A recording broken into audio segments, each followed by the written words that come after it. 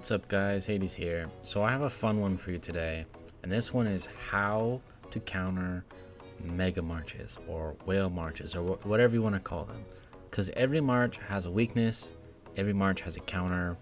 Of course sometimes it feels impossible, and if you don't have the resources or the tools to do it, it's going to be very difficult. Now I'm going to show you a few weaknesses to my march in general.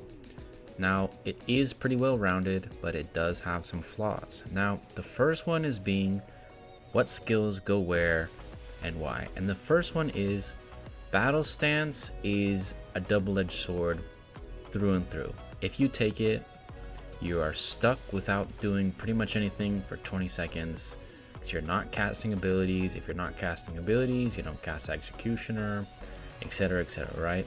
And it's a solo carry team. Support, and tank. Everyone is supporting Poseidon. So if he dies or gets focused, then he's not going to deal a lot of damage. So the first chink in the chains would be fighting something like this. Now, you might go, Hades, what do you mean? How do you lose to this? Well, I have this setup. I'm sitting there doing nothing for 20 seconds, and I want you to watch this match and just look how funny it is, because I'm completely unprepared. I don't have weakening curse, I don't have toxin barrier, I'm sitting with battle stance. I was trying to hit someone which I would have beaten, but they defended with this march, had perfect situation. Barca hits Poseidon, Alex hits Poseidon. Look at this damage, can't compete with it. This is how much Poseidon does, 78 million. Okay, let's jump into it. So what I want you to notice is all the dot damage. It's not dot damage, but look how fast Poseidon gets hit. And he's not gaining any energy because he's stuck with battle stance. Now, if I had battle stance, this would probably be a much different match. If I had weakening curse, this would be a much different match.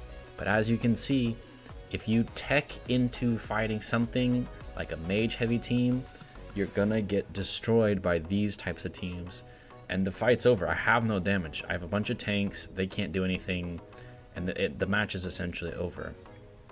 I'm gonna get out of this, but because I'm just healing over and over, that's why the damage numbers look so funny. But yeah, that's the first weakness. If you dip too far into damage, especially with battle stance, you can get caught with your pants down against hybrids. This is a big reason why I'm a big advocate for hybrids. If you haven't watched that video, go check it out. I'll probably leave a link down below. Now, the second one is getting stalled out.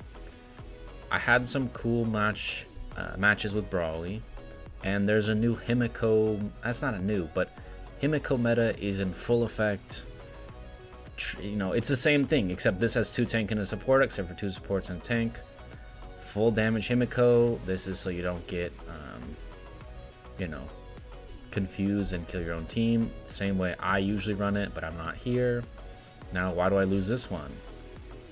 Well, it's a bit of a DPS battle. You can see here, 64 million, 70 million. I didn't actually do that much in this match, and I want to show you. Now, I did find a way to tech into it. Essentially, I had too much support. The thing about the enemy team is they're not doing any damage at the start, so I actually need to increase my damage. So what I added was wine and dine, and then as soon as I added that, Poseidon was doing 30% more, and he was taking over, and it wasn't very close.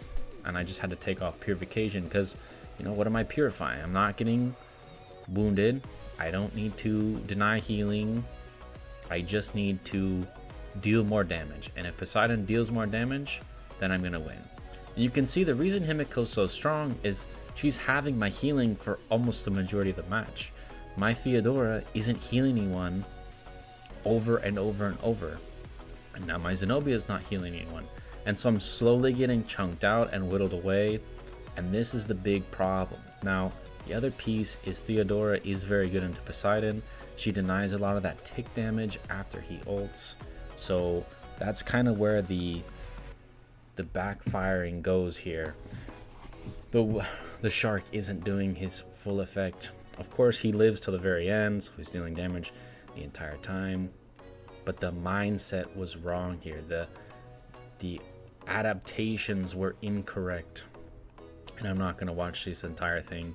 But you saw in the report, you know, we're max here. He's going to take down a few at the end, but at eventually we're just going to time out. So